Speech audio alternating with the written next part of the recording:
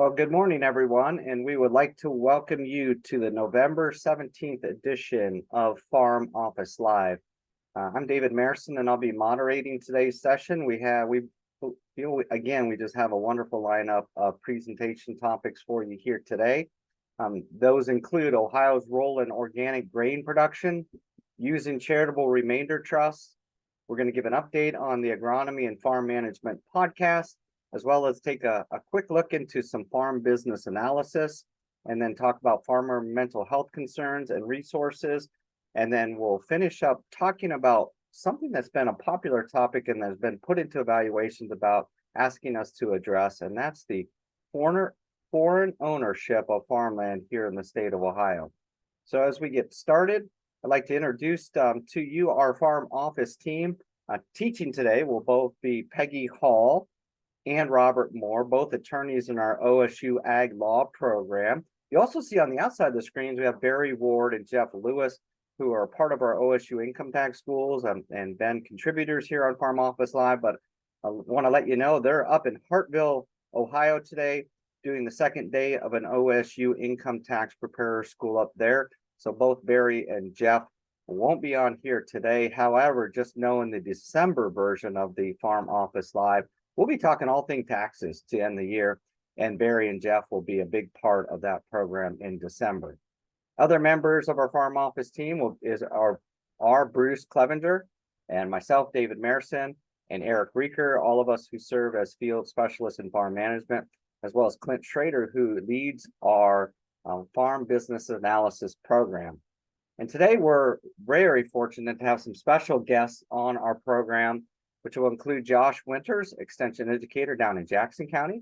We also will have Bridget Britton, our Behavioral Health Field Specialist for OSU Extension. And we're so delighted that Micah Brown will be joining us from the National Ag Law Center a little bit later to talk about the foreign ownership with Peggy. Just want to talk about a few reminders for you as some housekeeping as we begin today's program. First, know that the slides for today's presentation, you can go access them right now at go.osu.edu/farm office live. Again, go.osu.edu/farm office live, as well as maybe you watch today's program and say, hey, there's something I missed, and I need to go see it again. Know that we will post the recording of today's presentation up a little bit later today, and you'll be able to go back and check that. We may refer to something that was mentioned maybe in the October or this September version or earlier in the year of a Farm Office Live. Know that all the recordings and all the PowerPoint presentations from all the Farm Office Lives that we have done during the past year, and actually all the way back to 2020, can be found there at the go.osu.edu/farm office live website. And make sure I can click there. If you have questions, you'll notice in the Zoom bar, there is a chat feature, which already a few chats have been dropped in as far as links. The chat button is where we will drop links into it so you can go grab some information. If you have questions of any of our specialists today, go ahead and put those in the Q&A feature, the question and answer box, and we'll try to answer those real time. If we have to do research on the answer, we will get back to you on those. But we want to make sure that any questions that you have during today's program, that you are able to ask those in that Q&A feature. Want to say a quick word about a special thank you to our sponsors. We are so appreciative of the support that we are receiving from the Ohio Corn and Wheat Association, the Ohio Soybean Council, as well as the Risser Farm Management Fund. With these three different entities helping us, we have been able to expand our farm management education and policy outreach across the state, and we are so very thankful to their support. And finally, before I turn it over to Eric Rieker to start us, I want to remind you about completing today's evaluation. And these evaluations are so important to us as we look at those, and then that helps us plan topics for future events. Just go to go.osu.edu/FOL for Farm Office Live, FOL evaluation. And we'll bring this screen up at the end of today's program as well, so you can access that. So with that, it's my pleasure to introduce to you Eric Rieker. And Eric, you're going to talk about the Ohio grain production, Ohio's role in organic grain production. So welcome, Eric. Good morning, David. Can you hear me? You are loud and clear. Good to go. Awesome. Well, good morning, everyone. I'm Eric Rieker, a field specialist in farm management with Extension. One of the things that I work on in this role that I've been in the last year is some value-added agricultural enterprises. In particular, today I'm going to be talking about Ohio's role in organic grain production. Very specialized kind of enterprise or niche market, but we'll talk just a little bit about it as we go. 4 things I'd like to cover is the demand, consumer demand, Ohio's organic production position, barriers that some farmers face to organic transition, and then I'll end with a slide on a professional development opportunity. So when we look at some of the organic food consumption, very, very high level summary slide, and I got a couple supporting slides after this, but domestically about 6% of food sales are certified organic. That has risen steadily over the last 10 or 20 years from about 3% up to 6%, netting out at a $62 billion food sales in 2022, with a continued growth rate of 10 to 13% year over year, as projected by the Organic Trade Association. When you look at some of the data, as organic share of total food sales, and this was kind of the summary point on the previous slide, but when you look at the statistical data, this bar graph growing steadily through the last 15 years, from that low 3% up to 6% of the total food sales. The takeaway is just a relatively clear trend in percent of the food sale dollar. And so that's just one of the takeaways I have from the consumer side. The other thing that I look at is growth in total food sales. And this is the number I mentioned, $62 billion in the United States is sold as retail organic food. And that trend has also been increasing. You'll see it, probably the biggest jump was there in the year 2020, fiscal year 2020, perhaps tied with some ad hoc payments that came to all taxpayers. So, but you would say, well, maybe that's going to taper off. And I think it's important to watch this tail coming in 23 and perhaps in 24 if those food sales dip after, let's say, the last 3 years. From a ranking perspective, from a farm perspective, as filed with USDA NASS, Ohio ranks in the top 5 in certified, or we are actually 5th in the number of certified farms by state. California has over 3,000 certified organic farms, and so that's about 4 times what Ohio has. We're just over 800 certified farms in the state. Second would be Wisconsin, followed by New York and Pennsylvania.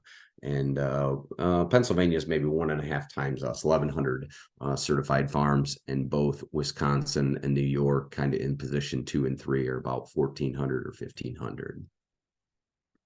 When you look at the growth of organic agriculture in some key commodities, on this chart, you'll see from NASS survey data from 11, 16, and 19.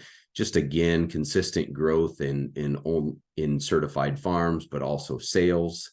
The number of folks growing corn and soybeans. Corn is kind of regarded as the entry level, economically sustainable way to get into organics, and so it's logical that number is one of the higher number of farmers or farms growing corn in the state. Likewise, milk and eggs or chicken, or the poultry sector is also growing. Milk is the livestock sector that is growing the greatest. when you think about Ohio or where we position ourselves in those key commodities, the previous U.S. map kind of showed total farms, but I think it's important to note for Ohio organic agriculture that we're fifth in the number of farms, sixth acres in transition to organic, and then some other metrics like third in soybeans, with acres and bushels pretty high to the top as well. 11th in organic egg and layer farms, egg sales, fifth in corn production, or fifth in corn farmers, ninth in acres and bushels, and our dairies and certified hay acres ranked fourth in the nation. So when you have that many metrics in the top five, one could argue that it's a valuable part of the industry in Ohio. But I want to insert this slide as a means of keeping me and perhaps commodity farmers and organic grain farmers to keep it all in perspective. And so after sorting out that ranking, maybe I should have had a poll question, but in your head, how many acres or what percentage of the acres in Ohio are organic despite our top five metrics? Well, the answer is less than 1% of the acres are certified organic, according to NASS 2021 data, just over 75,000 acres. And when you add up all of our acres that get reported, they're nearly 9 million. And so for perspective, for me, for others in the industry, I think it's pretty important to recognize relatively, if not very small piece of the agricultural acreage pie. Okay. So then I said I wanted to talk just a little bit about barriers to transition. Why aren't, what are some of the key reasons or perceived key reasons why producers may or may not transition to organic? And I put these pictures and slides up in no particular order. I'm going to talk them in an order today. But I think if you were to ask, this is a mix of conventional and organic farmers, their perceptions of the three or four things that are barriers to entry, aside from the overwhelming land access or perhaps capital access piece. The other things are weeds ranked very high at the top, and very, very real concern for growers from a farm management and agronomy perspective. The second one that I have here is that I'd like to talk is nitrogen. And, we grow a lot of cereal grains in Ohio, corn and wheat in particular, in some cases in the organic sector, oats. Those crops all demand nitrogen. And so that's a pretty big hurdle. And whether it's convenience or time or finding approved nutrient sources, most often in Ohio, the preferred nutrient is poultry litter or other manure sources. We talk about is the time and convenience of getting organic nutrients in place. So usually after I talk those two, I think it's important to talk about what are, I'm going to come back to the last two, markets and paperwork. After you talk about nitrogen and weeds, I think it's important to put it in perspective. Based on our organic grains conference back in January, we did some survey work on the registration process. So that's what this data set is based on. The average corn yield is 137 bushels per acre, 44 for feed grade beans, 40 for food grade beans, 58 in soft red winter wheat. And we asked the question on sunflowers, which is also becoming a slowly popular organic grade crop in Ohio. So it depends on your perspective. If you think those average yields are good or bad or poor or excellent, but we feel like those response rates, that sample size is fairly substantial for the conference we had.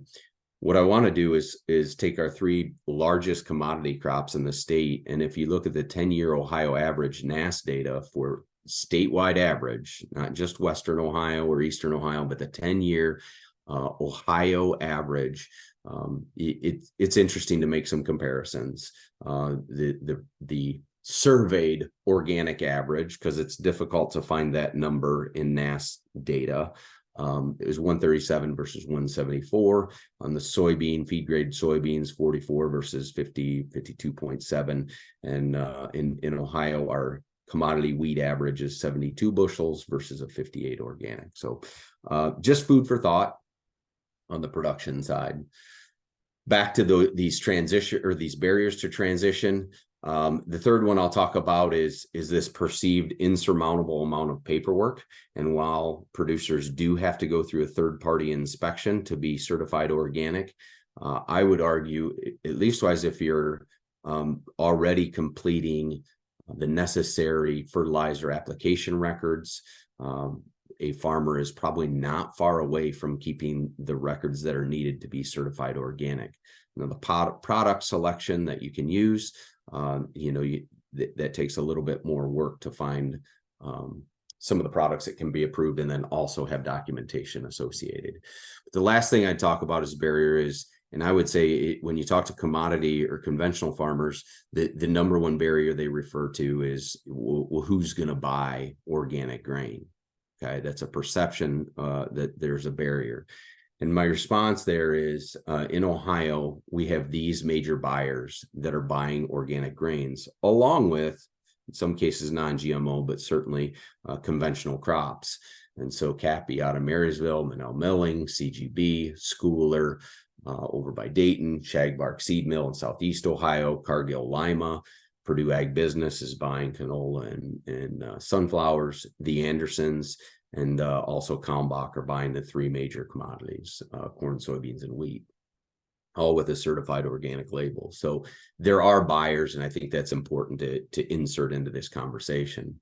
The second part of the marketing conversation I would propose is, what are the price differences? So when I went back and looked at the USDA Risk Management Association, basically the spring and the fall price that's used for crop insurance, which is USDA generated data, not necessarily marketing year average type data that we use with the Farm Bill, but still a reasonably stable source of data. And in my opinion, pretty good for comparison's sake against the conventional corn and soybean market. So I have two slides here showing you, well, what's the average from 2011 through 2022 marketing year? You can kind of see in my line graph there the price difference. And I think the takeaway mathematically is the average price ratio for organic corn to organic corn to conventional corn is 2-to-1.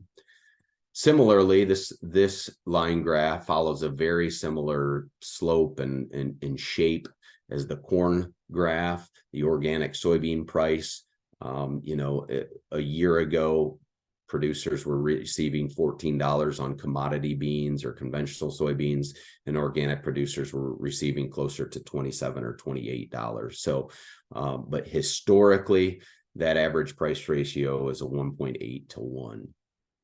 Now, there's lots more we could talk about in markets, whether that's convenience, trucking, storage, crop insurance. So the marketing discussion is not complete in just talking about price and buyers, but I think that's a starting point for discussion.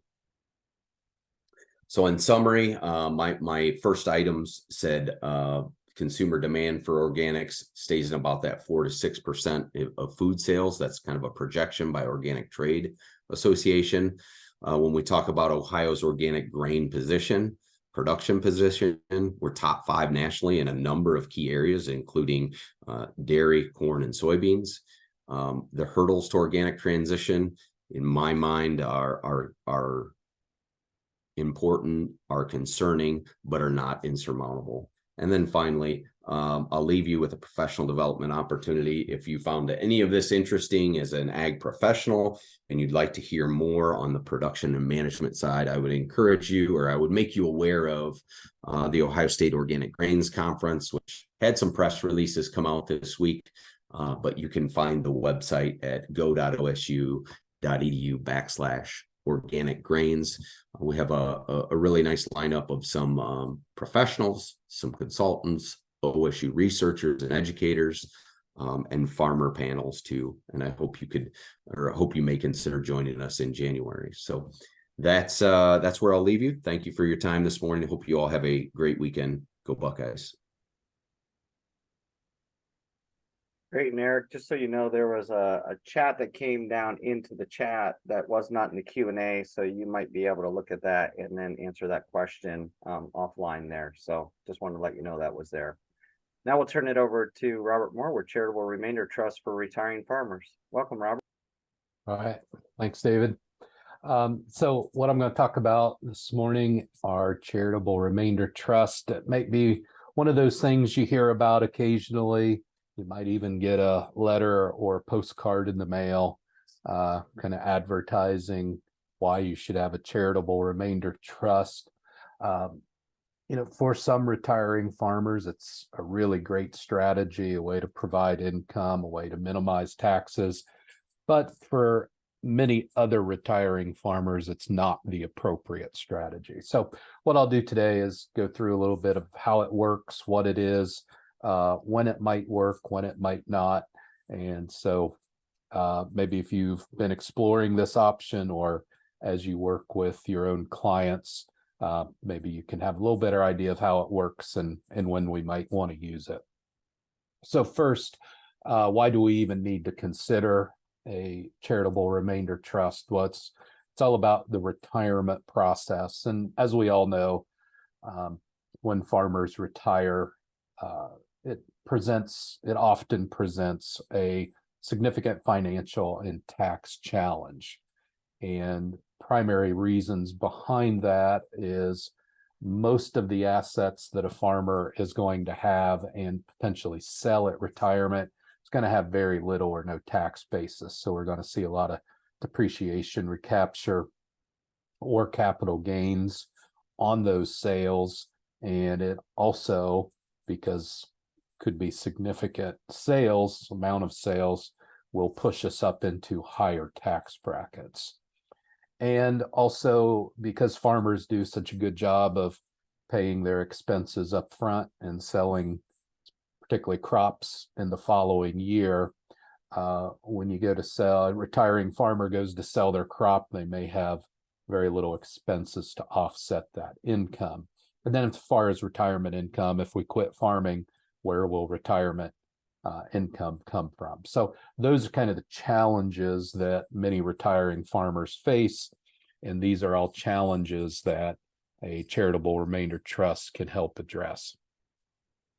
So what is a charitable remainder trust and how does it overcome these issues?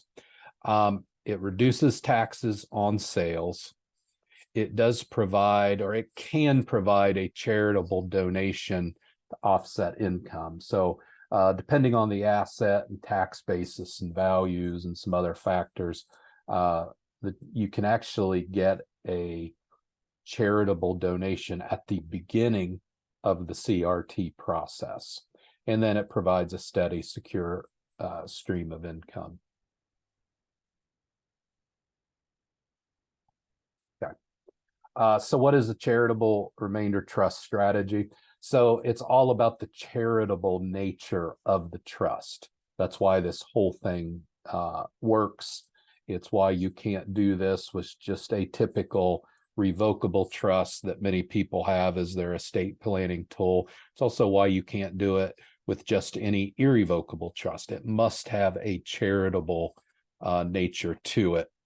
And the reason for that is, sorry, keep hitting the button, because it is a charitable trust, because it's a charity, it can sell assets without paying tax. And that's the key to the whole strategy. So instead of a farmer selling, let's say, grain and paying all that tax on an asset that has no tax basis and they don't have any production expenses to offset it, instead they set up a CRT, sell the assets through the CRT, and there are no assets on that sale.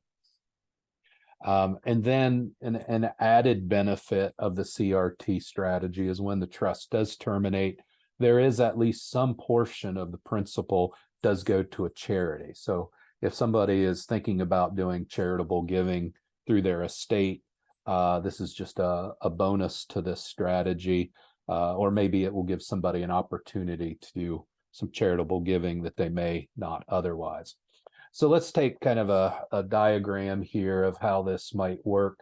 So we've got a kind of a typical strategy for a retiring farmer. And so typically the retiring farmer would just sell the assets, typically at auction, but it could be any type of sale. And then we pay a big bunch of taxes on that, because again, we're probably selling a lot of assets in 1 year with no tax basis, which creates a lot of capital gains or depreciation. So after we pay the taxes, we're left with some amount of sale proceeds. And then that money can come back to the retiring farmer for retirement income, whether they set up a investment account, savings account, however they want to do that, but they can have full control over that money. If we move to a CRT strategy, now we've got the retiring farmer, and before we sell the assets, we set up the charitable remainder trust. And it's a trust that requires a trust document, just like any other trust, but it has unique provisions in it. Particularly, it has the charitable nature into the trust. The trust says this is a charitable trust. A certain percentage of the assets will be given to a charity upon the termination of the trust. That's how we make it a charitable trust. So then the charitable remainder trust sells the assets, not actually the farmer. So if we're selling grain and equipment, we need documentation so showing that the ownership of those assets changed from the farmer to the CRT. And then when the CRT sells it, it is the CRT or the trustee of the CRT selling it. And that's a really important part to do to make sure it's all clearly documented. It's the CRT selling the assets, not the retiring farmer. And then the big difference between the two strategies, we don't have taxes. Again, because it's a charitable trust, there is no tax on the sale, which results in more sale proceeds from that sale. And then those sale proceeds then go back to the retiring farmer. So the CRT strategy will just result in more sale proceeds left. But again, I want to emphasize, and we'll talk about this in a few slides, this trust or this strategy is not for everyone. But generally, in a simplified description, that's how the CRT strategy works. So what is the actual step-by-step process we should do when we're looking at a CRT? First thing is to assemble a team of advisors. The CRT process is complicated because it has to look at what assets are going in, values, tax basis, the life expectancy of the trust grantor, investments, interest rates, all that kind of financial investment information we need. So it is complicated. This is not something that you're going to want to do on your own. You're going to need people that have done this before to help you through this. And I'll talk more about who should be on your advisors in a few slides. Okay. And then the farmer / donor establishes the CRT. This is usually done by the attorney.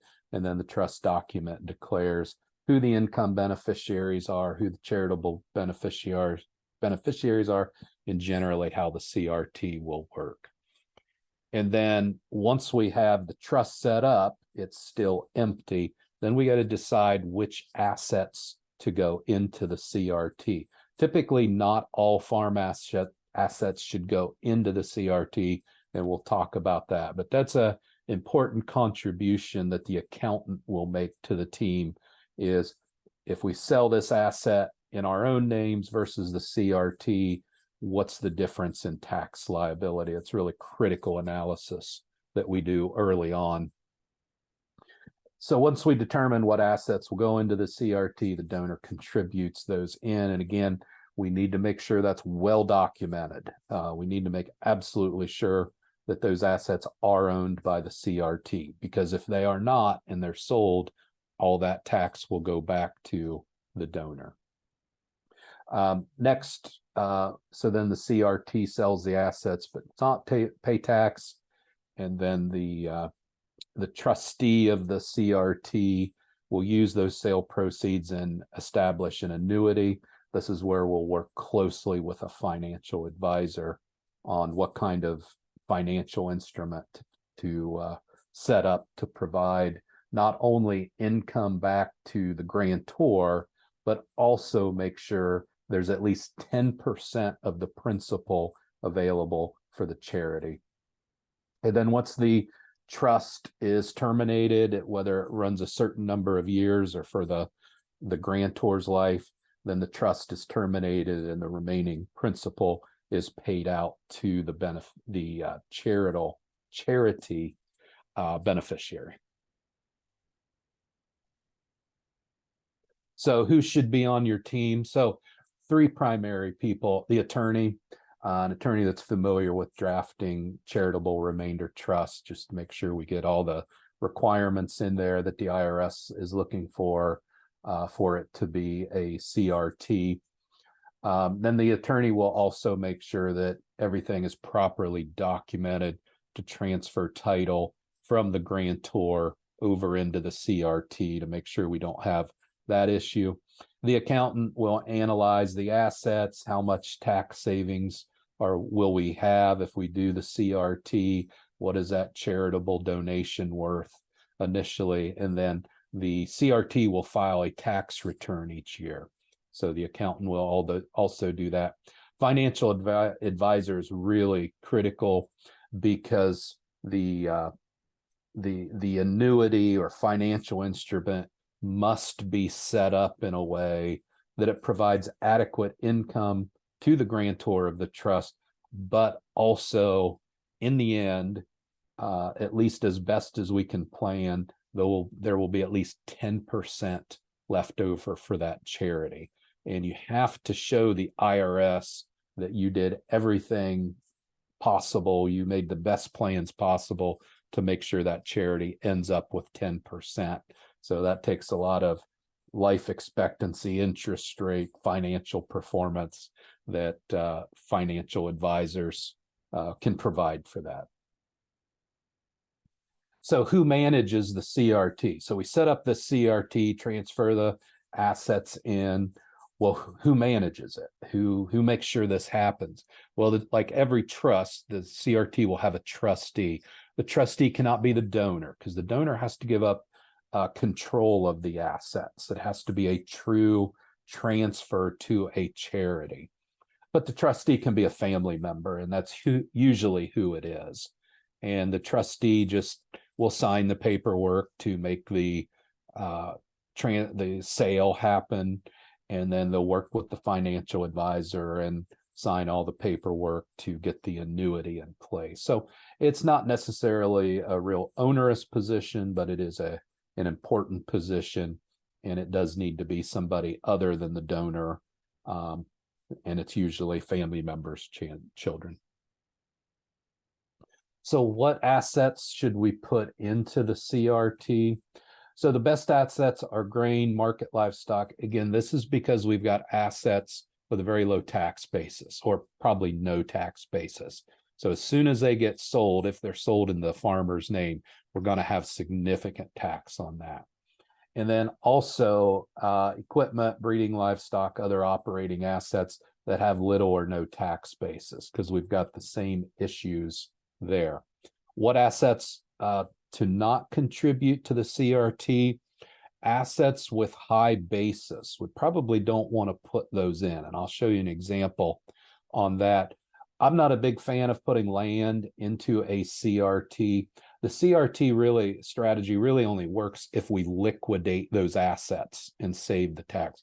Most retiring farmers do not want to liquidate their land. So it's pretty unusual that we would put land in a CRT. You can, but it's I don't recommend it, and most farmers don't want to sell their land. Okay, so let's look at an example of asset contribution. So we've got a green tractor with a value of 100,000 and it's been fully depreciated. This asset you would want to put in the CRT, because if the farmer sells it for $100,000, they're going to pay $35,000 of tax on it or whatever it might be. So that's a good candidate.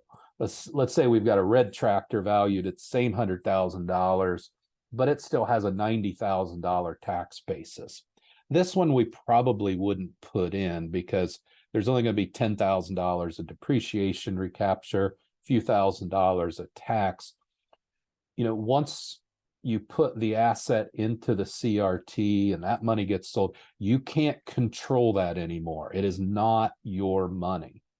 So for this example, I would probably recommend to the farmer, keep that asset, go ahead and sell it, pay a couple $1,000s of tax on it, but you're left with $98,000 of money that's in your bank account. You can do anything you want with it. You have full control over it.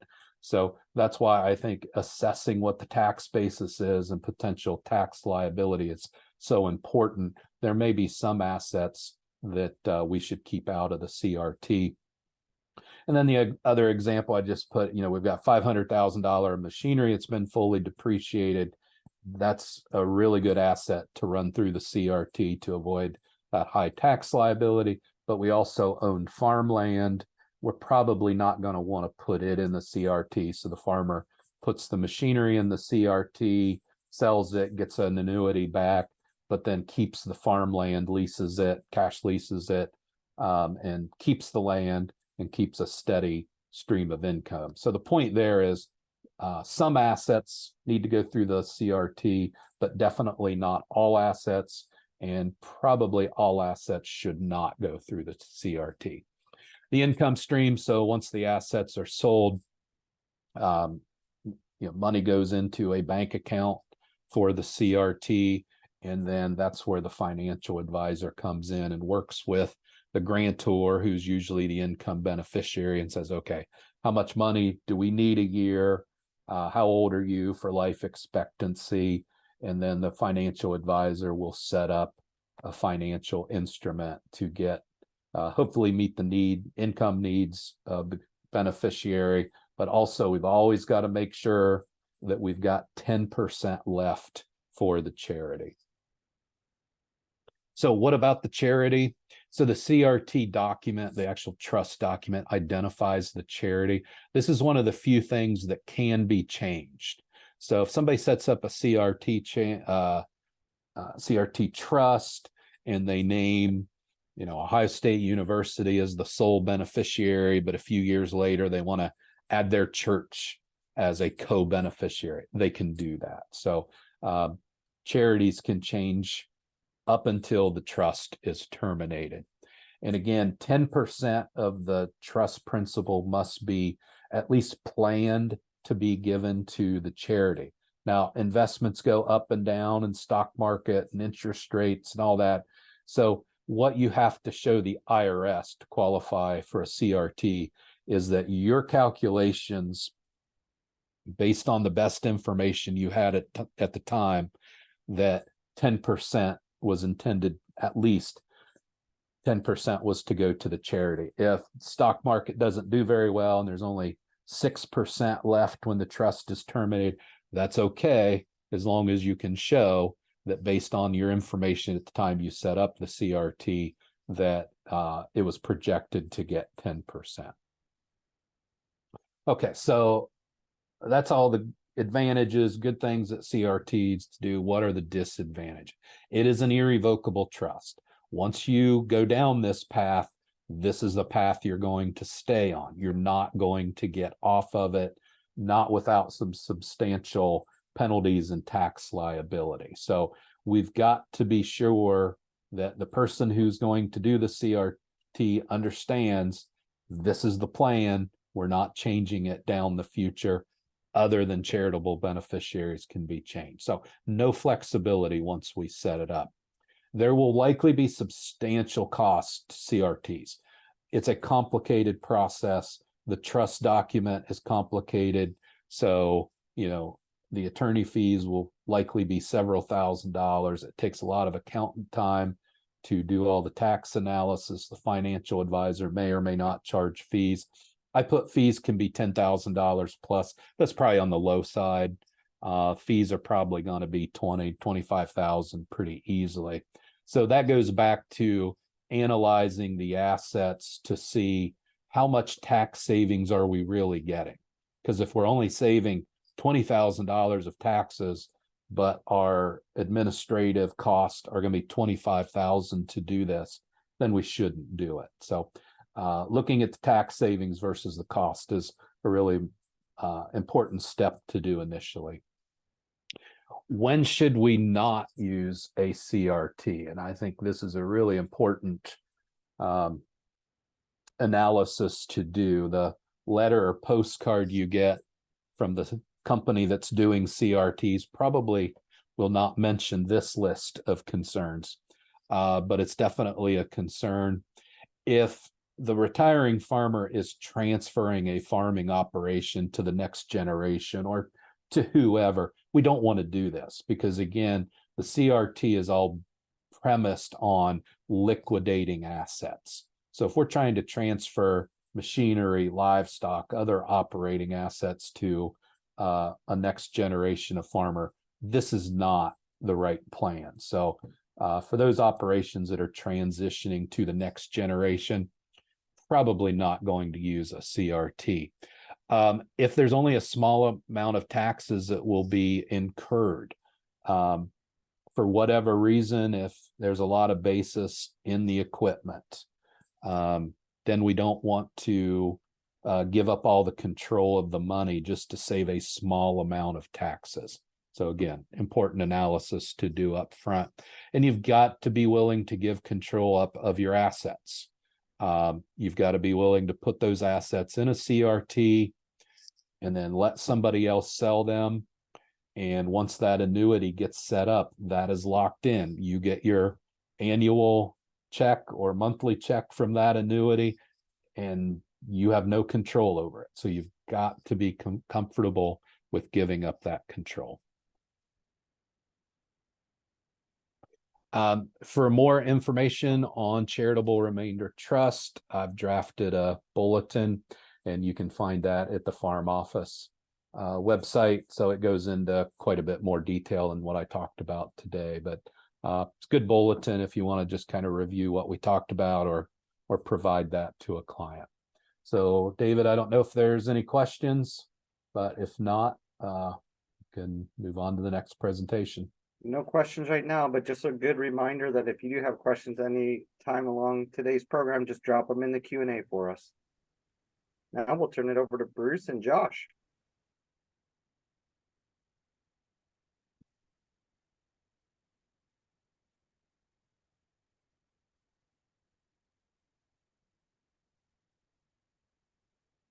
Sorry about that, David. My screens were playing tricks on me here.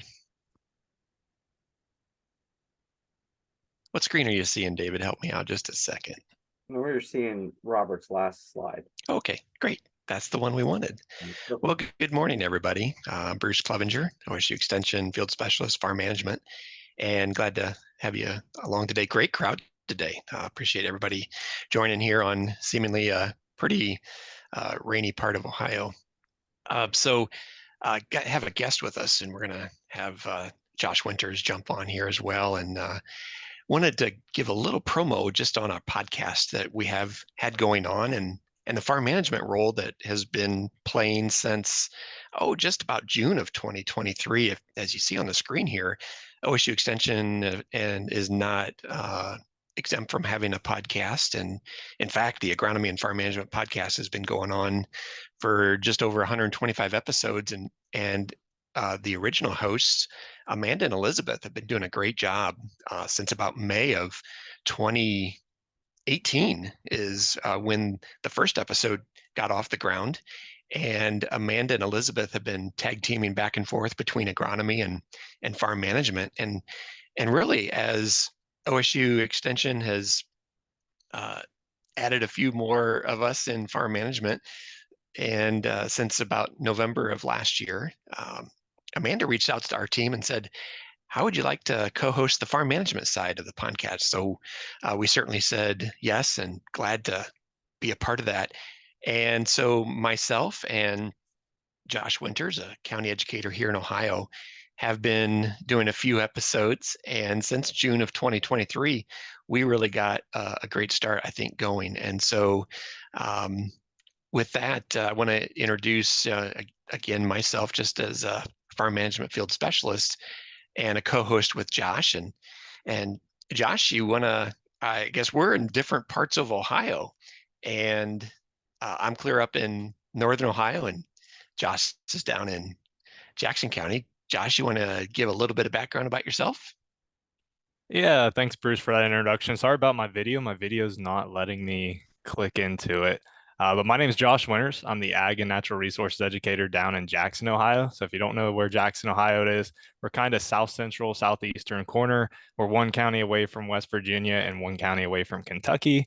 And like Bruce said, Ohio is very diverse. You know, we're a diverse state. You know, growing up, there was a picture that went around social media where it showed Ohio, what people thought Ohio was, and it was just a cornfield. Well, where I grew up, we didn't really have a whole lot of cornfields. We had a bunch of woodlands, we had a bunch of hills, we had a bunch of pasture area. So it just shows the diversity of Ohio. So like we That's great. said, go ahead. No, go ahead, Josh. Yeah, so like we said, looking at Ohio, when you think about the northwest corner, you think about of all the cropland. You have to think about corn, soybeans, and like we said, when we're down here in the southeastern corner, we're more of cattle farm, cattle country. We have a bunch of woodlands. We have, you know, that big industry of timber down here. And when we think of Ohio being diverse, we also know that farm management is equally as diverse. And just like the topics that our great guests have experienced on Farm Office Live and get to see across the Farm Office website, we hope to expand upon those in a podcast format. And so we've had some really good, fun episodes. But why a podcast? Josh, why do you think a podcast is something that we would want to spend time on? Yeah, so podcasts have been very common in the past 10 to 15 years. You know, 15 years ago, it was more like morning radio coming on. And here in the last couple of years, podcasts have just kind of exploded. There's actually been around 464 million podcasts worldwide. That's just the listeners. So the podcast, there's probably more podcasts than there are listeners nowadays. So that's one of the challenges we do face. But whenever you think about our internet users, that equates to about 22% of the world that uses the internet are listening to podcasts. I know personally, I listen to podcasts all the time, whether it's sports, education, comedy. I'm almost always listening to a podcast. I came in listening to the Ohio State one this morning coming into work. So I'm always got a podcast on.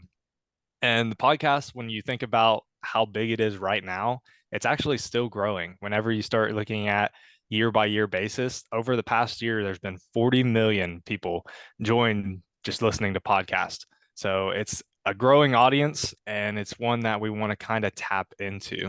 So Bruce, when we think about our audience for our podcast, like I said, there's a whole lot of options for our listeners to listen to. Who's our audience for our agronomy and farm management podcast?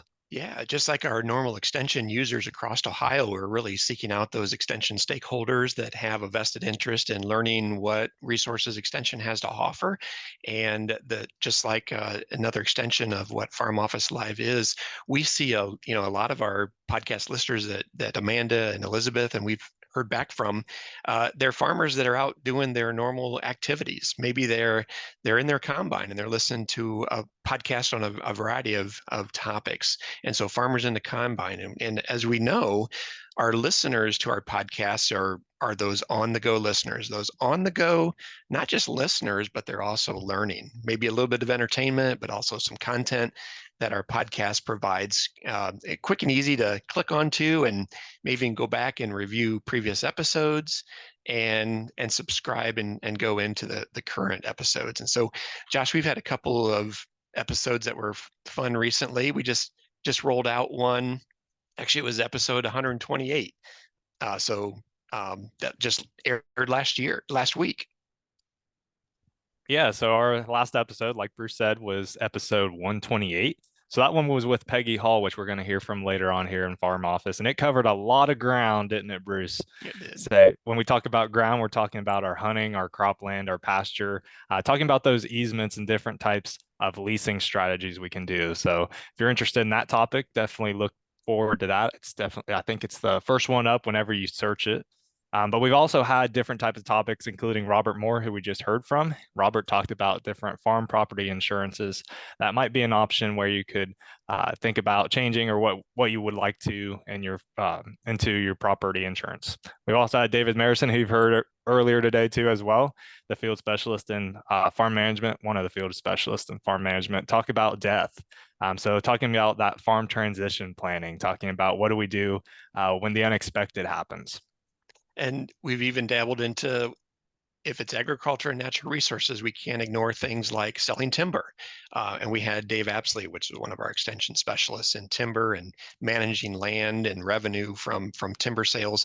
And honestly, we talked a lot about not getting ripped off from that timber sale and being deliberate and thoughtful about that asset on the farm that maybe we ignore from time to time, or decades over decades it gets ignored.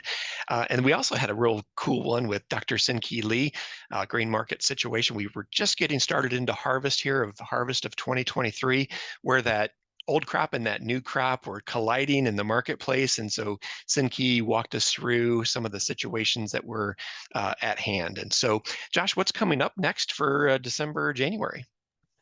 Yeah, so I want everybody to keep this kind of secret. You guys are the first ones to actually get to hear what we're about to talk about here coming up in December and January. So our December podcast, we're going to have Clint Schroeder come on. He's going to be talking about benchmarking, different types of benchmarking you would want to do for your operations. So that one's going to be in December. When we look at January, we have someone from the USDA. They're going to come on the podcast and they're going to talk about different types of crop insurances for livestock. So we're looking forward to these new podcast or these new episodes that we're getting ready to come into, but we're also looking for suggestions. We welcome any type of suggestions that anybody has, anything that they want to hear about, because these podcasts, they're about 20 to 25 minutes long. So we want to give you just that information you need to know, where you can get your information, listen to it, and then keep going on throughout your day. So Josh, how do folks get connected? Where do you find this podcast at, and how do you even start to subscribe to something of this sort? Yeah, so there's a bunch of different ways you can listen to the podcast. If you want to go to farmoffice.osu.edu, if you go under the events tab, there's the Agronomy and Farm Management podcast. If you click on that, you can access every episode that we have. If you don't want to do that, you can also go, if you have an Apple phone, you can go to your Apple podcast and you can just type in the Agronomy and Farm Management podcast. It should be the first one to pop up. If you want to go ahead and scan the QR code on the screen, that'll take you to the link where the podcasts are at. It's also on the Android and the Google podcast as well. So it's out there. It's everywhere you can reach. If you'd like to subscribe, we appreciate you subscribing. And we would, like we said, we're welcome to any type of suggestions you want to hear. Thanks, Josh. Thanks for being a co-host. I think why I got nominated because I have a face for radio. That's a fair statement. So we've enjoyed doing that. And Josh, thanks for your excitement about the podcast and the contribution that you're making. Again, thanks for our listeners and those that want to subscribe. Welcome any feedback for upcoming topics.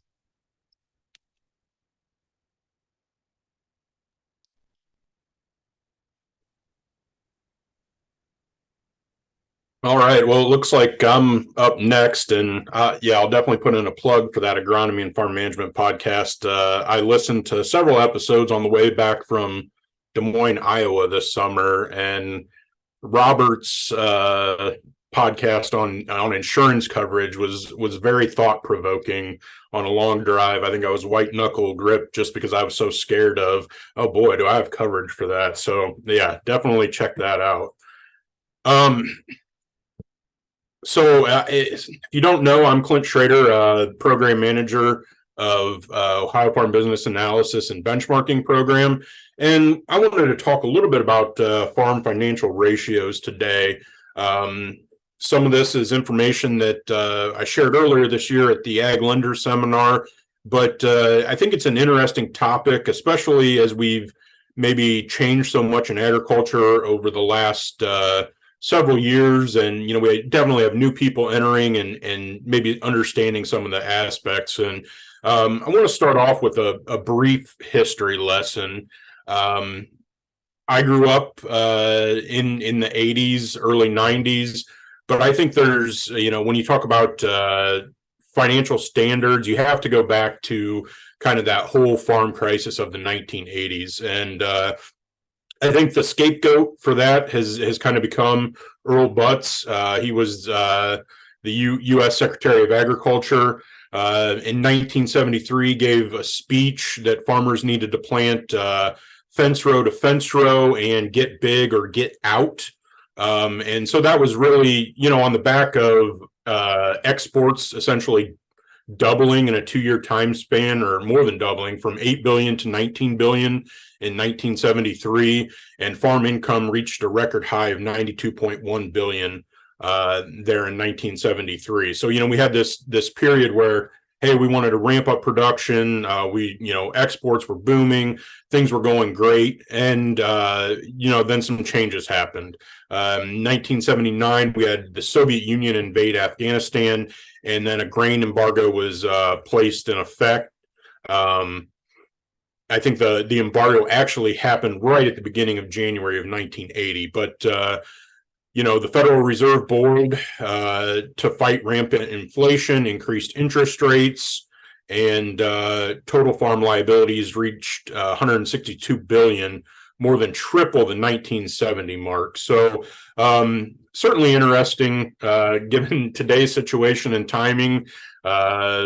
Federal Reserve Board increasing interest rate to fight rampant inflation, and the Soviet Union invading a country. I think those are applicable to today's kind of dynamics as well. So then in 1980, farm income fell to 22.8 billion, and the prime rate averaged 15.3% for the year. As a farm operator, you're younger than 40, and you have an operating note that's 8.5%, maybe 9% now, and you're thinking, oh my goodness, this interest rate is out of control, this is so high. You think about what they had to deal with in 1980 at 15.3%. In 1982, farmland values peaked. They rose 355% from 1970. And then in 1983, farm income fell to 8.2 billion. So we went from a high of 92.1 billion in 1973 down to 8.2 billion 10 years later. So, a tenth of, or less than a tenth of the value in a 10-year time frame. And so in 1985, 62 agricultural banks failed nationwide, accounting for 52% of all bank failures. To put that in perspective, there were only 10 bank failures nationally in 1981, and one of them was Agriculture Bank. So, there was more than just the ag economy was being affected. There was also a recession happening. But the period of time from 1984 to 1987, over 205 ag banks failed. And the main reason for this is we think about that inflation, or those farmland values rising 355%. At that time, loans were really based on collateral value rather than a cash flow analysis.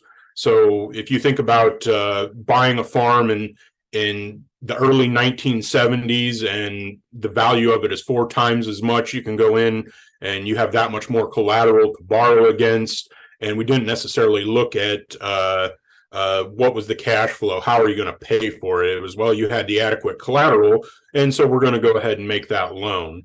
And for this reason, the American Bankers Association called for a standardization in the ag sector, and they created this task force, the Farm Financial Standards Task Force. And so this task force eventually became the Farm Financial Standards Council, and their recommendations came back. There were 3 of them: universal financial reporting. What were the procedures and concepts for constructing those balance sheets and income statements? They wanted those standardized. Universal financial criteria and measures. and then universal information management. And so there's certainly a component there for those of us that work in extension to think about education and teaching on those balance sheets and how to have those conversations with the lenders and get your records in line. And so this original Sweet 16 guidelines came out of this group from the Farm Financial Standards Council. So we started with 16, we went to 21, and then in 2022 we reduced the number back to what they're calling the farmer's dozen. There are 13 of them there. And if you're like my colleague Eric Reeker, you had your calculator out and you're adding them up and you said, wait a minute, there's more than 13 on the screen. And that's because some of these are acceptable alternative measures. Those are the ones that are in that blue bolded or italicized font. Those are alternative measures, essentially calculating the same thing, just in a different method. And so this is kind of the 13 measures that we're looking at for farm financial health and trying to, analyze our business. So I guess I wanted to share a little bit then, we do the Ohio Farm Business Analysis, and we have farms that participate every year. There's a little bit of changeover in our database. We have some farms obviously leave and we have new farms come in.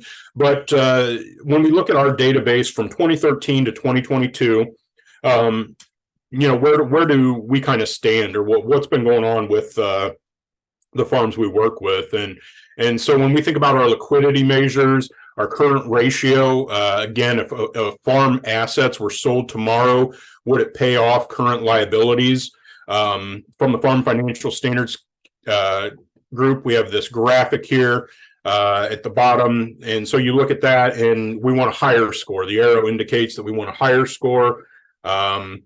If you're less than 1.3, you're in that red, you're vulnerable. Yellow is caution. Over 2 in the green is strong. And so we look at our Ohio group and over the last 10 years, and we see that we had some years that we kind of were in that cautionary yellow area, but we've rebounded pretty nicely from 2020 into 2022. And I just want to remind folks that our program is essentially, we work a year behind.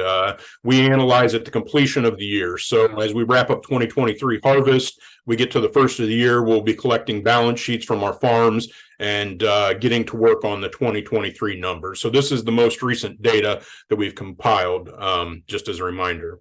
And then also our working capital to gross revenue, the graph on the right there. Again, working capital, our current assets minus our current liabilities.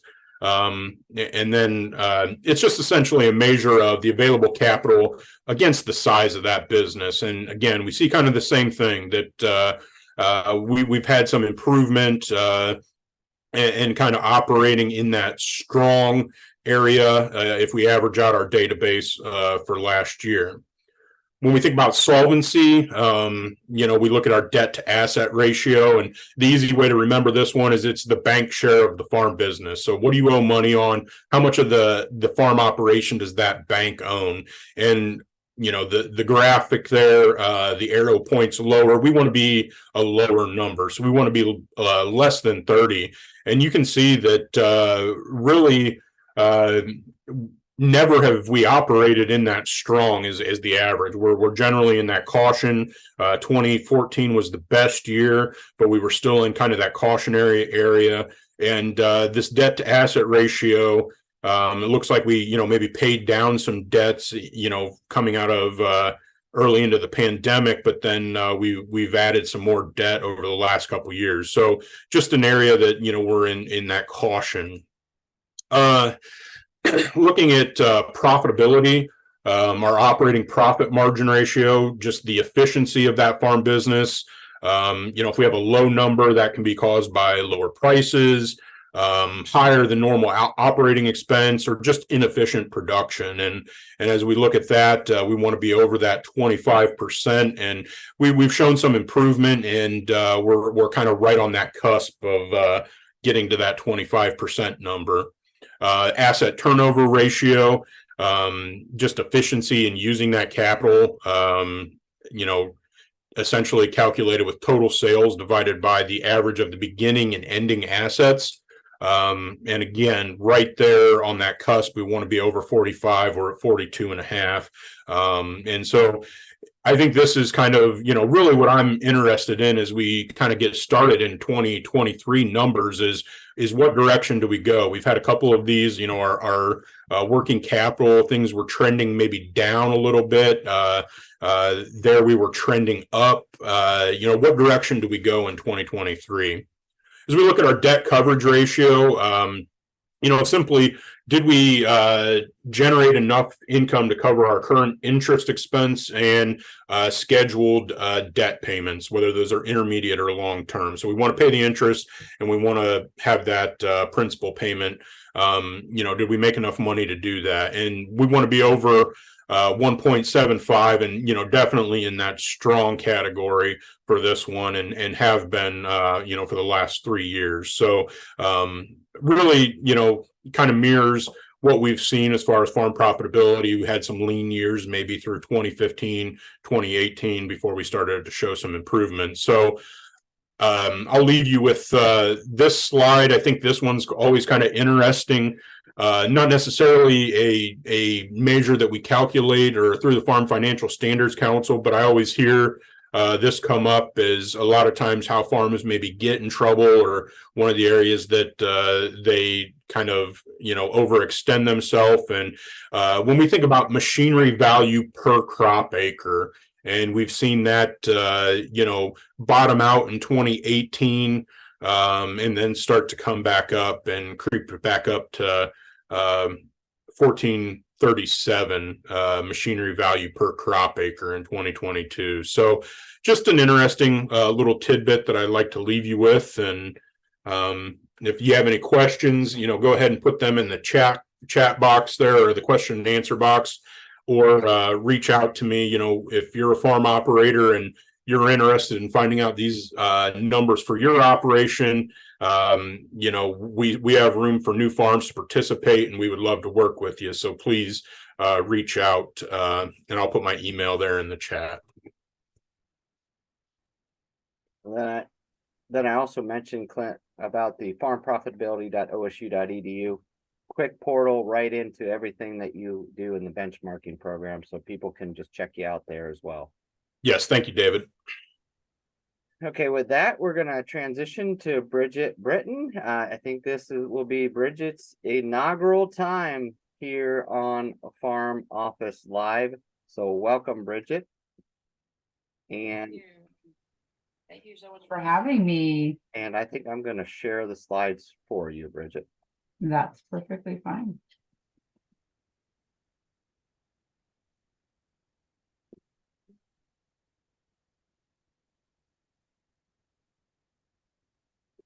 All right, welcome, Bridget.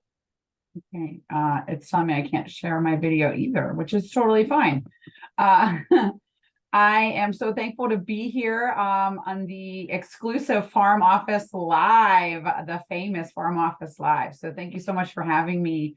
I am wanting to just share with you some of the resources that we have and information we have about our farm stress program, with OSU Extension. I know that listening for this last hour has, brought a lot of different just emotions for myself, listening to some of the stress that we can experience, ups and downs, and, Clint talking about some of the things that are going well, some of the things that still can kind of tick on the edge every single day, right? So I am the behavioral health field specialist, and it's a very ambiguous title for helping all the farmers and A&R professionals around the state with any of their mental health needs. I do a lot of suicide prevention education in the counties. I talk to farmers almost on a daily basis about how I can support them. I just had a conversation in a hotel room yesterday, talking about, how I can support them and connecting them with resources. So I hope you'll find this time with me today beneficial. And so, just to kind of point out some of the things that it can be a little bit triggering, some of the things that we might talk about today. So just to kind of give you that warning. But I just want to spend a little moment about what is farm stress, right? So when we talk about farm stress, the first thing we got to talk about is stress in general, right? So if stress is how we react and experience when we experience pressure, fear, or feel threatened to any kind of experience, right? So I live in Tuscarawas County, and we unfortunately experienced that bus crash this just a couple days ago. So in general, right, that stress is that experience of the pressure, fear, or feel threatened. Then farm stress is taking those reactions in the context of agriculture and the lifestyle. So David, you can advance the slides there. And so it's the work that's done every day by you all, right? Because we know that agriculture is what you eat, breathe, and sleep. And this is the pressure that you uniquely feel, right? Whether it's weather, harvest, prices, planting. I've worked a lot with David on succession planning and Chris Soller on commodity prices, and started working with Bruce a lot. And so the unique stressors that you experience, and some of those translate into family stress for you all. And, but it's how we react, how we perceive those, and then how we react, and then they translate into the agriculture lifestyle. And so I want to just transition to the next slide and talk about why is it important, right? Because if we don't talk about why it's important, then no one's really going to want to be involved in it, be involved in the discussion. And so there has been an increase in mental health challenges among our agriculture communities. So a couple things to just point out here is that agriculture as a job is in the top 10 most dangerous and stressful occupations in the United States, according to OSHA. And they do have an increased anxiety, depression, and mental health symptoms, and a lack really of diagnosis and treatment. And this is really due to the access to care, whether it's general medical and mental health. So I live in a rural community, and I have to travel 40 minutes to a general practitioner, and I have to travel 40 minutes to my therapist. So, there's a lot of reasons why there's an increase in that. And I'm not going to spend a lot of time just for the sake of your time on that. And then, talking about the increase in challenges, according to the CDC, 75% of farmers are directly impacted by the opioid crisis that started about 2014, when there was really an increase in general practitioners writing prescription medication, pain medication at an alarming rate, which has since been cracked down upon, but it's still there. The opioid crisis is still there. And suicide rates among farmers has increased by over 40% since the year 2000. And also specific to Ohio, the last data statistics that came out in 2022, 16 of the 17 top counties with the highest suicide rates were in rural counties, with actually Holmes County being the highest rate of suicide deaths. And it goes by per capita, so it goes by 10,000. So death by suicide per 10,000. So it is a little bit skewed in the data, right? Because Holmes County is a small county, but when 16 of the 17 top counties and out of 88 are rural counties, it is something that takes note from the state of Ohio and really nationally when you look around that our rural community members are dying by suicide.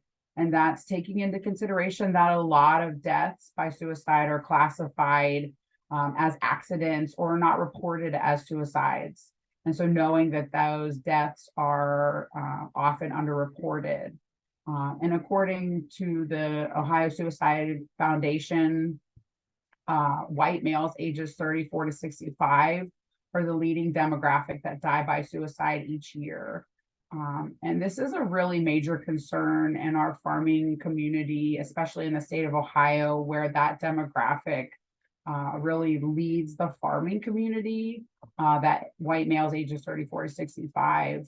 And I think it's just something that's not often talked about.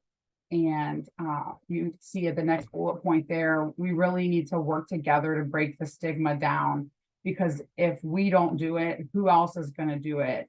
And we have some really, really great peer advocates, but as farmers, you all know that you want to talk to each other. And my husband and I were just talking about this yesterday. He works for NRCS, and he often talks to farmers and just has conversations about anything and everything under the sun. And so you all can be a part of the conversation of breaking down the stigma of talking about mental health, because you want to talk to each other. And so if you all share with each other, it's okay to not be okay, then that's going to help us with the farm stress, and that's going to help save everybody and each other. So peer-to-peer is really a key when we talk about that, because there is hope.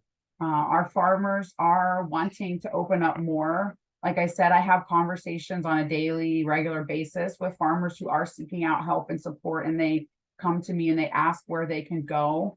The American Farm Bureau did a poll 2 years ago, and it shared that 52% of rural adults and 61% of farmers, so that distinction between rural and farmers and farm workers, are experiencing more stress and mental health challenges compared to the previous year, which would have been 2021. So I want to make sure I didn't misspeak. The poll was done in 2022. So in 2021, they shared that they were experiencing more stress than the previous year. But they also shared, over 50% shared that they were more willing to share and seek out, but they were nervous about who to reach out to and didn't know where to reach out to for help.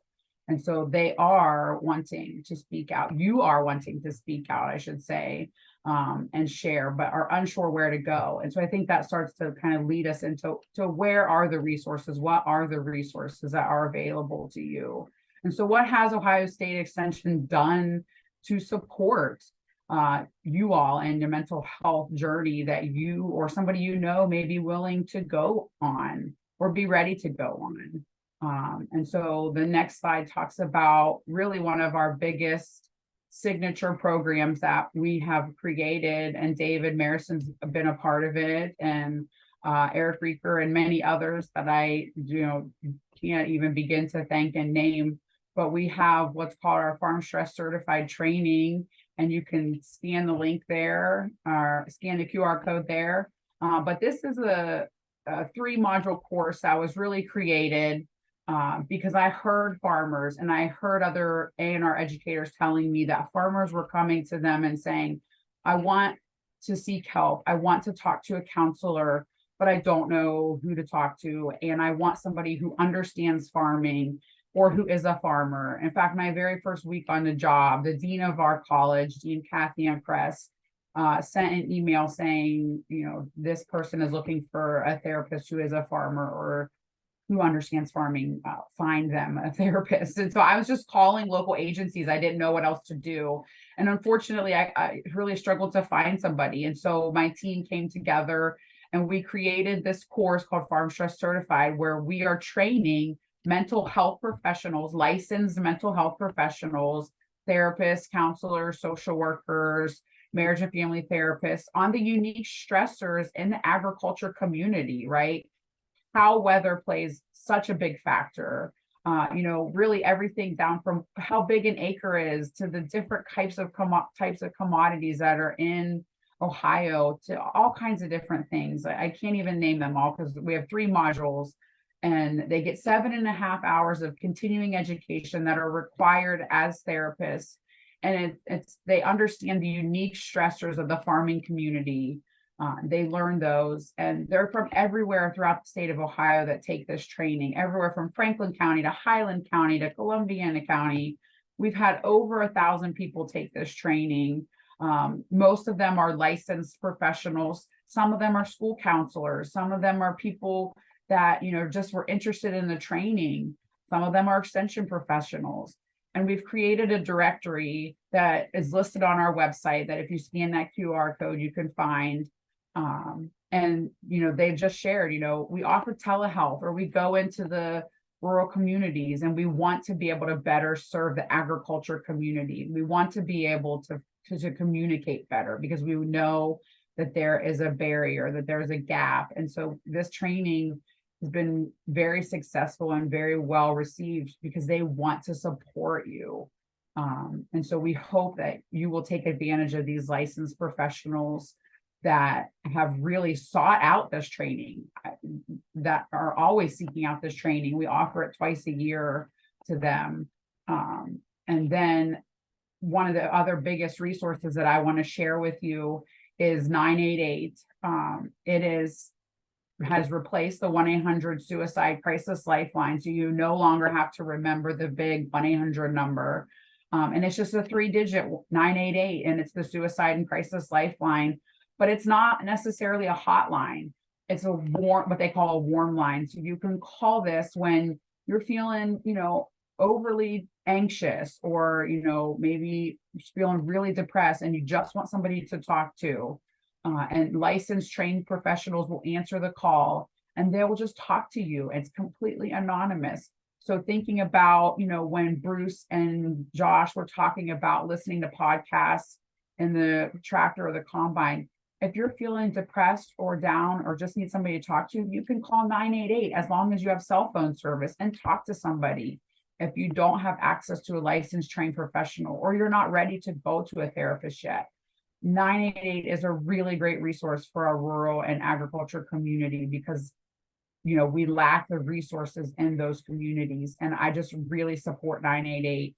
And if you call 988 or you refer somebody to 988 and it does become a crisis situation, they will transfer you to 911, or they will get you the resources needed to that. So don't ever feel like, I don't know if I should call 988 or 911, or I'm not sure what to do. These are trained professionals that will do that for you.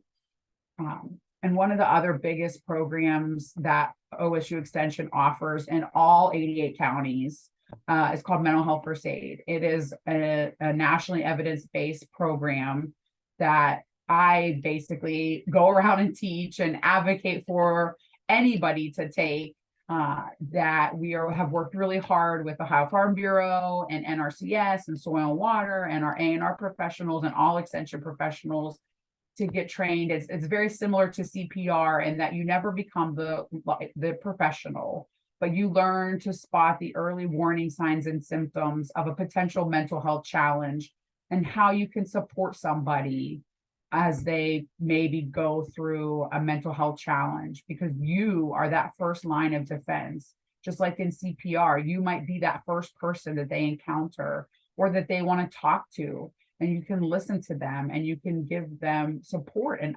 encourage self-help and other support strategies before it becomes a crisis situation. And then we walk through how you would support that person, giving them tips and tricks and conversation starters. But it's unique to everybody. The way everybody communicates is different. It's not all touchy-feely. Every conversation is different. And these are some resources that are available. I think David has the paper he's going to give. This is our blog site that has every resource under the sun you could possibly imagine. And then I just want to spend just a minute talking about some of the farm-specific suicide warning signs, because I would be remiss if I didn't share these, just in case you hear these from somebody. I know this is very abrupt, but you never ever know when you might hear these. So you could hear clearly from a friend, I'm going to kill myself. And that's very overwhelming to hear. But if you hear that, this is when you would call 911. But you could hear coded to a son or another family member, don't be surprised if I die in a tractor rollover. That is a warning sign. That is a concern. That's why these trainings are so very important to take. Something that, a banker might hear, if you foreclose, you will be seeing my obituary next week. That's something that we want to be a concern. And that's why these trainings are so important to help you understand what to do next. Giving away prized possessions are really important. If I should pass away, I want you to have my Winchester 12 gauge or other prized possessions. And then what happens to my debt if I die? Can my mother, wife, daughter cash in on my life insurance policy? These are all farm specific warning signs. I know that's a lot to take in. That's why these trainings are important. Please reach out to your extension professionals in your county if you have more questions. I'm there to support them, and I'm here to support you. If you have any questions, please reach out in the question and answer or to me privately. And also my email was at the beginning side, and I can put it in the chat as well. So I thank you so much for your time, and thank you for having me. Wonderful. Thanks for being on, Bridget. And we'll drop some information into the chat box for everybody to see. And now I'm going to bounce it to wrap up our show with a really, really cool topic that has been asked by a lot of people. So Peggy, we're going to turn it over to you and Micah. Thank you. Thank you, David. And Bridget, thanks for joining us today. And we're also happy to have Micah Brown joining us today. Micah's from the National Agricultural Law Center, which, if you don't know, is located at the University of Arkansas. So he has a wonderful Southern accent that we'll hear from here in just a moment.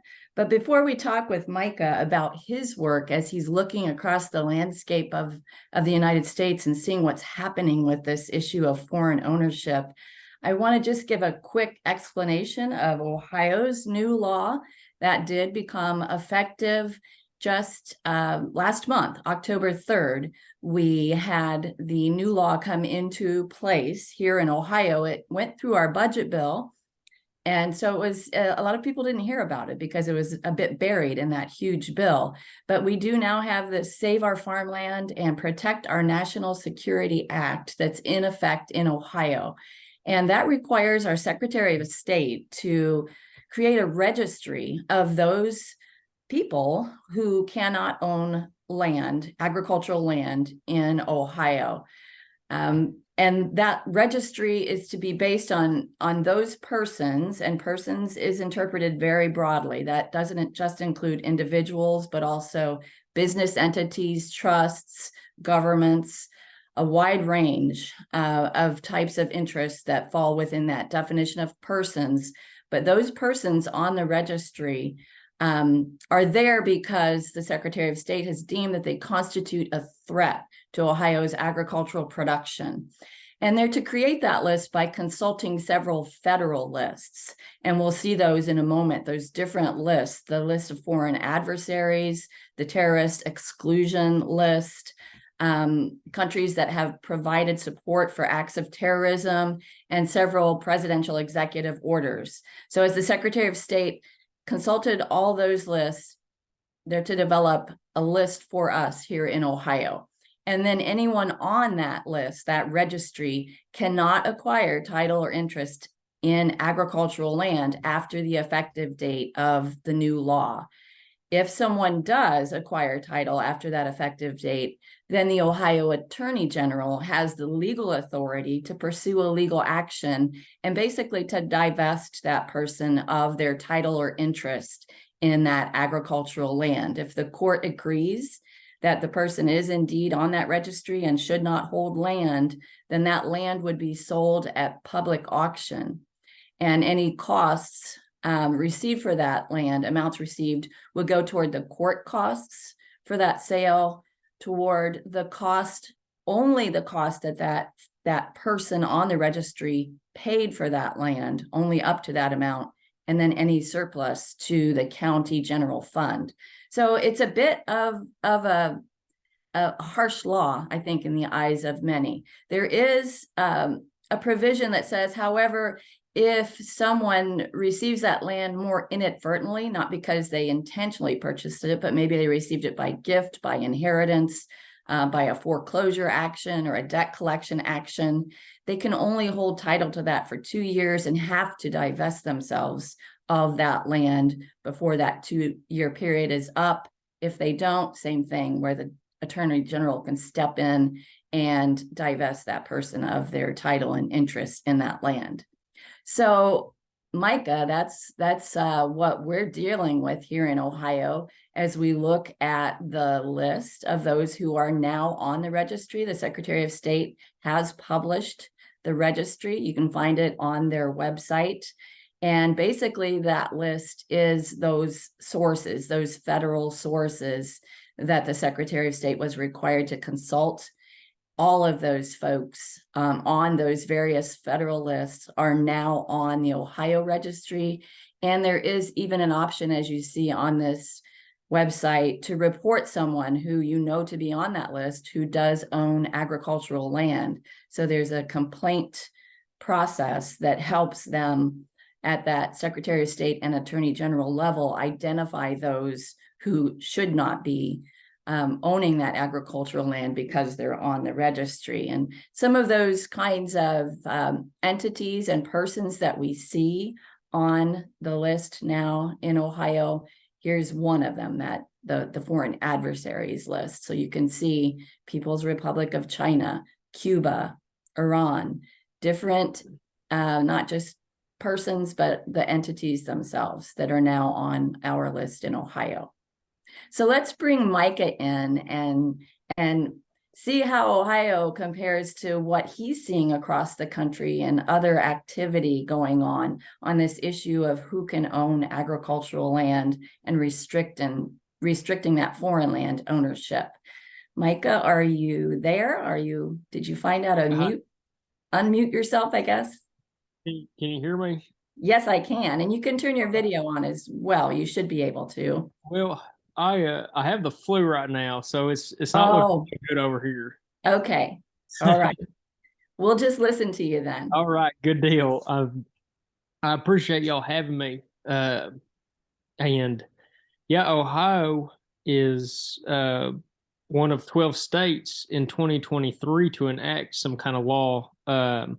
North Dakota and Oklahoma had laws previously. And so we have 10 new states, and Ohio is one of those 10 new states that has a foreign ownership law. And you can see here on this map, this is through this last legislative session, we have almost half the states. We have approximately 24 states that have some kind of law restricting foreign ownership.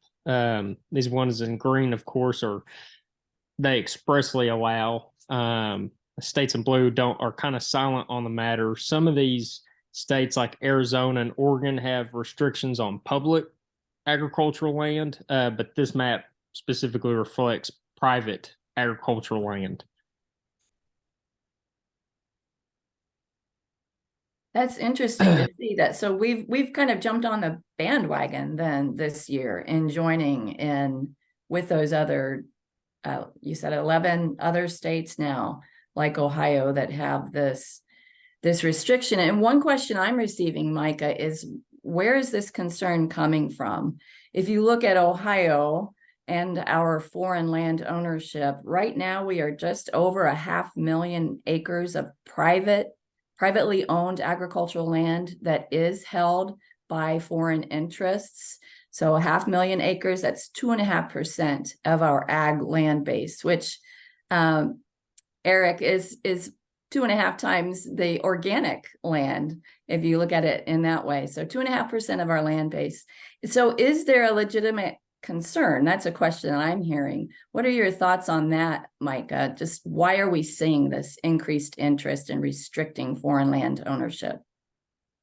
Yeah, that's a good question. There's a couple, I guess, factors that go into this. One's pretty simple. It's agricultural land is a good investment, and a lot of countries have deemed it a good investment. I guess there's three parts really. That's one. Two is, we look at this data from the federal law. It's Agricultural Foreign Investment Disclosure Act of 1978, and it's not a restriction. It's just a reporting requirement. So anyone that falls under the definition of foreign person under that federal statute, you're required to report your agricultural land holdings to USDA. And under that law, leases of agricultural land that are 10 plus years are deemed, ownership kind of in a sense, and that reflects. So the data is showing that, there's a lot of foreign ownership, but some of those are just leases of agricultural land, and a lot of wind and solar, and a lot of leases that haven't been developed on at all, hundreds of thousands of acres that haven't, and possibly a company has zero interest in developing. They're just kind of locking up for a long-term lease, possibly. A third little, I guess, factor that goes into this and why we've seen an increase, this reemergence of foreign ownership restrictions. And of course, this is not the first time in our nation's history that this has appeared. This is kind of the fifth political flashpoint. It goes all the way back to the signing of a Declaration of Independence. But this most recent political flashpoint, we have a couple separate Chinese companies purchasing lots of land in Texas near Air Force Base, and then another purchase in North Dakota near another U.S. Air Force base. And that was got a lot of media attention, especially the one in North Dakota. And it got a lot of states' attention. And from 2021 to 2022, we have about 12 states proposing something. Indiana is the only state to enact during that 2-year period. Coming to 2023, we have approximately 36 states that have some kind of proposal. And then we see a large increase of states enacting something. So it kind of stems from those purchases as well. And, states paying attention to that and being concerned with national security threats. Yes, and actually our Ohio law had some restrictions that would prevent the same persons on that registry from owning near any kind of military base, but our governor vetoed those restrictions. And so that left just the agricultural land restrictions in our new law. But I'm wondering, Micah, I know that you had an incident there in Arkansas where the state did come forward and say that they were going to enforce their new law and take action against some ownership. What's happening with that case now? Yeah, that's it's real interesting. So Arkansas's law, one thing I will say about all these foreign ownership laws, the 24 you see up here in red, they all are different. There's no uniform approach to these laws, and so they're all different, and they've developed unevenly during different even centuries, and so not going to be the same at all in Arkansas's law. And an exception that we see in a lot of these foreign ownership laws, and something we don't see in Arkansas or see in the Ohio law, is a research, experimentation, or development exception. A lot of states that have a foreign ownership law have some kind of exception for, for example, Syngenta, which is going on in Arkansas. They're primarily owned by a Chinese company. And a lot of these foreign ownership laws in several states have an exception that says, foreign business entities, foreign individuals, or foreign governments can own up to, let's say, 160 acres of agricultural land for research and development for agricultural products. So kind of protecting these seed and feed companies, crop protection companies. And so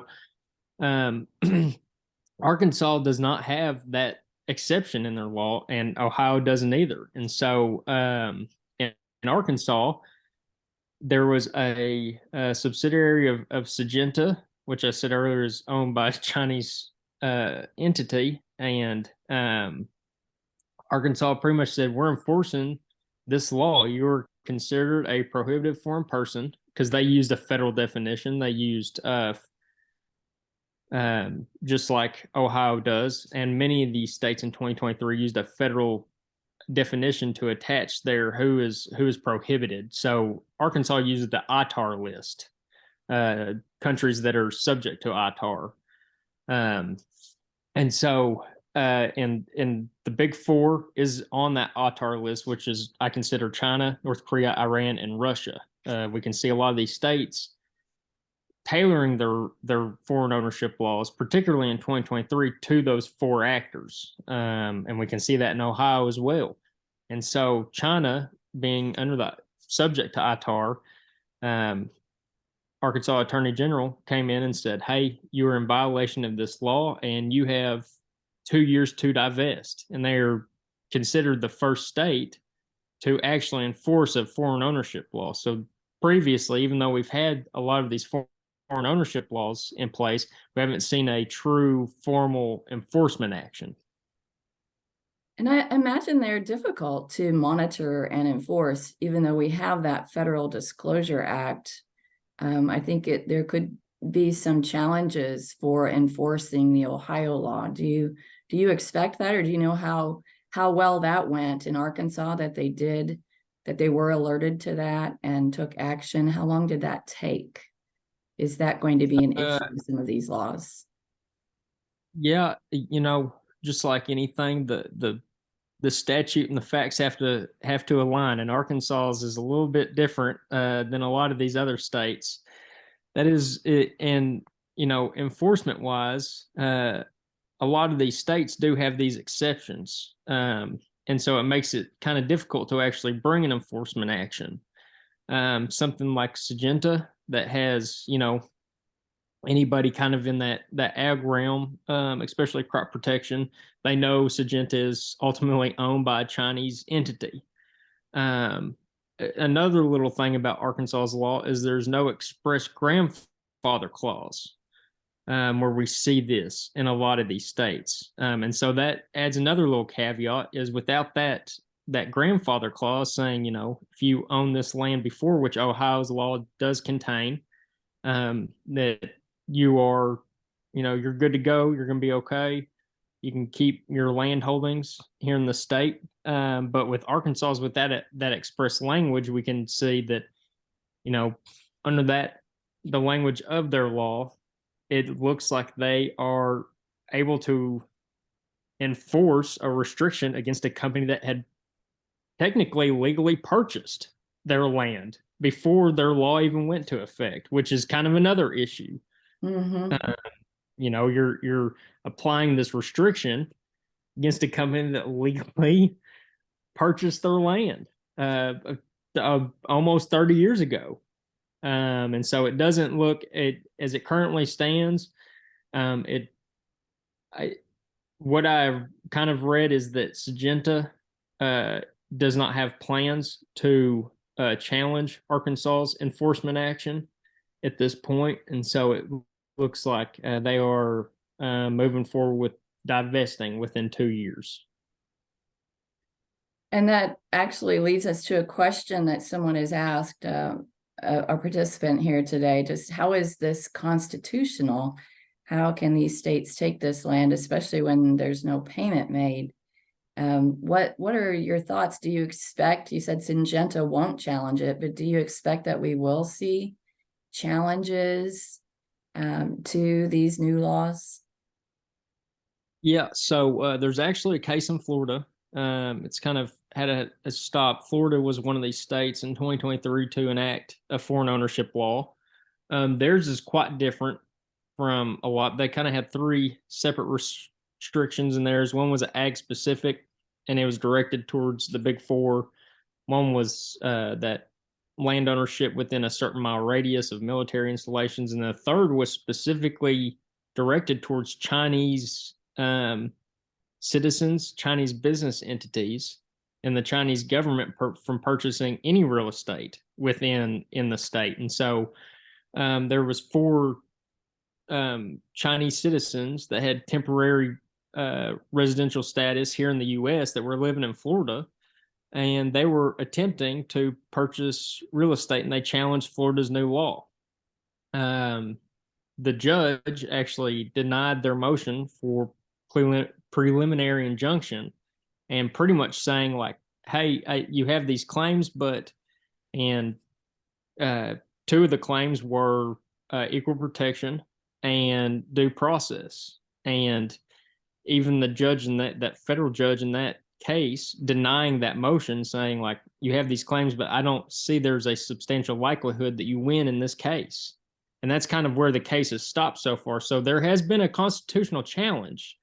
Something about that law is that in Florida, they specifically stated that individuals that are domiciled in China are under the restriction. So the judge was saying that, they're actually not domiciled in China because they have temporary residence status in the U.S. They are currently not domiciled in China. And they said that, it's only going to apply to people that have not availed themselves to the jurisdiction of the U.S. And if you're domiciled over there, you haven't really availed yourself to the jurisdiction. But that has not been decided by the Supreme Court on what actually that means, availing yourself to the jurisdiction, and how much constitutional privileges you have as a non-citizen. The U.S. Supreme Court has been pretty vague on that, and when they have spoken,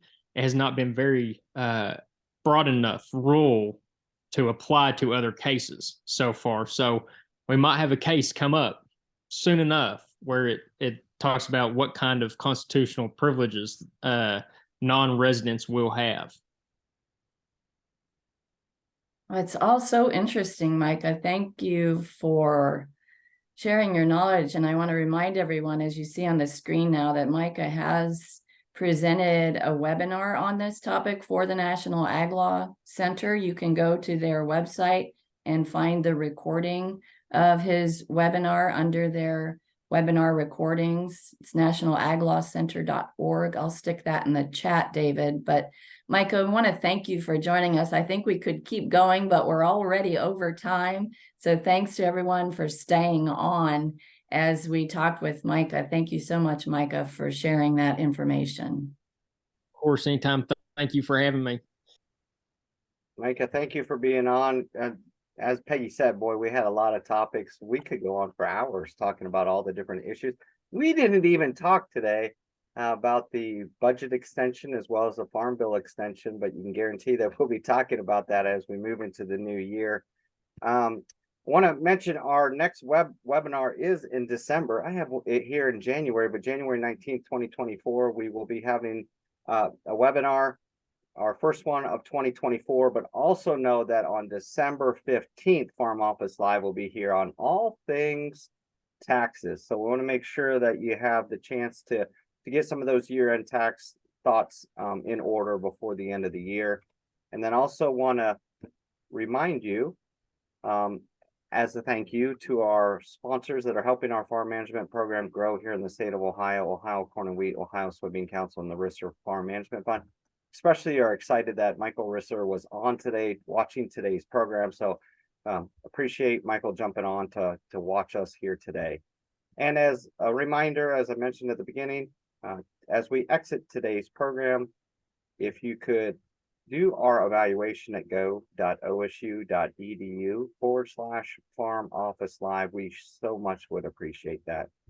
And with that, it is a wrap, and we thank you for being on today, and we will post the recording. So if you want to be able to see the recording in full, just go up to farmoffice.osu.edu.